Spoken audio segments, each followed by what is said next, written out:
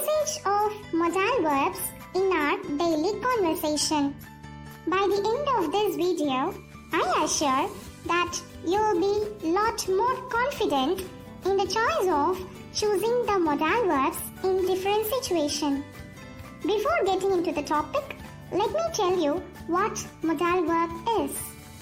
As you all know that the function of verb is to indicate the tense of an action. This verb based on its function is divided into two kinds.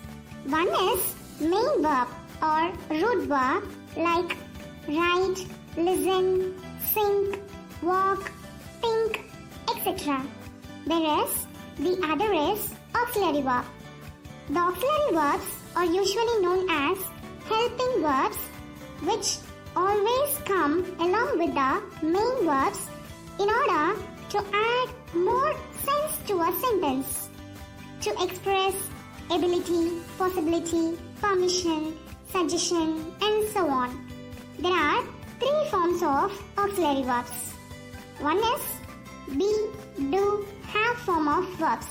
That is am, are, is, was, were, will, do, does, did, have, has, and had. Next is modals. Can, could, may, might, must, shall, should, would, ought to. And the third one is semi-modals. Need, used to, dare.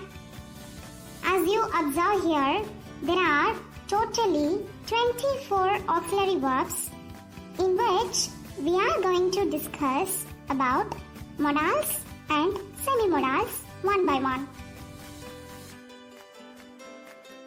First modal is can or could. Can or could is used to express the ability, possibility, and permission. Can is the present form, whereas the could is the past form of can. For example, she can speak English fluently. Its past form is she could speak English fluently.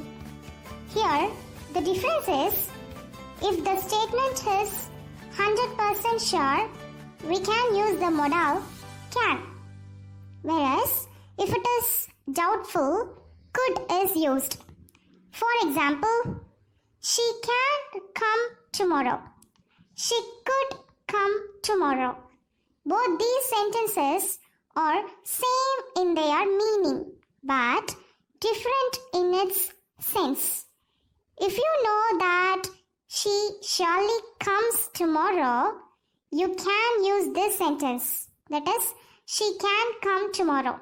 But if it is doubtful, you can say she could come tomorrow. That's the real beauty of modals in the English language. And you can also replace these modals can or could by the word able to. She is able to speak English fluently.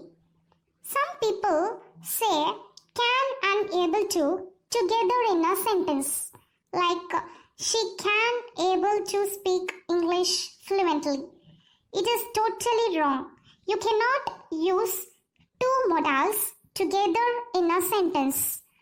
Rather, you can say here, she is able to speak English fluently, or she was able to speak English fluently.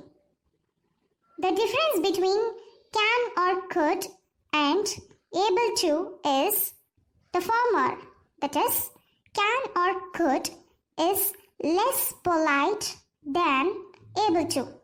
Hence, commonly the elders use can or could while speaking with the younger ones, whereas able to is more polite and more humble, so the younger ones should use able to while speaking with the elders. For example, in grandpa and grandson conversation, if grandpa ask grandson to switch on the TV, then the sentence would be, could you switch on the TV? Whereas, if grandson asked grandpa to switch on the TV, then the sentence would be, will you able to switch on the TV, grandpa? That's the one main difference between can or could and able to. Next is may or might. May or might is used in the place of seeking permission and possibility. Might is the past form of may, which is most formal than might. Comparing both, might indicates more politeness. For example, may I come in? Might I use your phone? Do you know what is the positive yes or no type question for the statement, it may rain tonight? As your answer is, may it rain tonight, then it is absolutely wrong. The correct answer is, can it rain tonight? The reason is that the yes or no type form of may in the possibility sentence is can, because may or might is not used to ask questions about possibility sentence. Possibility here is it may rain or may not rain. We don't know what exactly will happen. So in this case, we should use can while asking questions.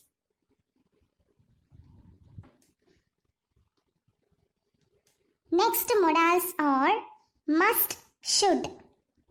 Must is used to express more force in a sentence, whereas should is used to express slight force. For example, if the teacher says anything to the students, there would be more force in the sentence of a teacher, like you must write the test. In this case, you can use the modal must. If it is the conversation between parents and children, there would be only slight force in the sentence of the parents. For example, you should eat everything in your plate. Another difference between must and should is that the former, that is must, is conveyed in a positive way, whereas should in a negative way. For example, he must have studied well. He should have studied well. Here, the inner meaning of both the sentence is, here he actually studied well but not ranked first. Whereas here, he didn't study at all, so he failed in the exam. Now we can get the correct meaning of these both sentences. That is, he must have studied well and he should have studied well. Sometimes we use have to as a modal by replacing the modal must while conveying something in highly polite way. If the person tries to convey something to his higher officials, for example, if the chief minister says to prime minister, you have to do this for the people, sir. To make his sentence highly polite, he can use the modal have to. Next is ought to. Ought to expresses obligation or duty and advice. For example, you ought to obey your parents. You ought to exercise regularly. You ought to drink more water. Next modals are will or shall. Both are used in the form of future in order to seek permission. Will is considered as informal. For example, you can use will while talking with your friends, relatives, close colleagues, neighbors, etc. Whereas shall is more formal. That is, you can use shall while talking with your teachers, higher officers, etc. For example, will you fetch me some water? I will drop you today. Shall I tell you the answer, ma'am? What shall I do, sir? The another modal verb is would. It is used to show a wish or polite request. It is more polite than will. For example, would you help me in lifting this? Would you have a cup of coffee? Next is semi-modals. Semi-modals is just the same as modals. Modals don't change irrespective to its subject. But here the semi-modals, which is also known as marginal auxiliaries, need, dare, changes according to its subject. For example, I need your help. He needs your help. They dare raise their voice against EIA 2020. She dares me to break this window.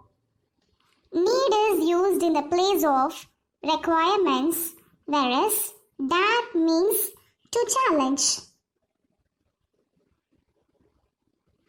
And the last semi-modal is used to. It expresses our past habit. For example, I used to play hide and seek in the school. We used to meet once in a week. But if you want to express the present habit, you should not say, she uses to play hide and seek in the school. Or we used to meet once in a week. It is wrong. Instead, the simple present tense should be used here. That is, she plays hide and seek in the school. We meet once in a week.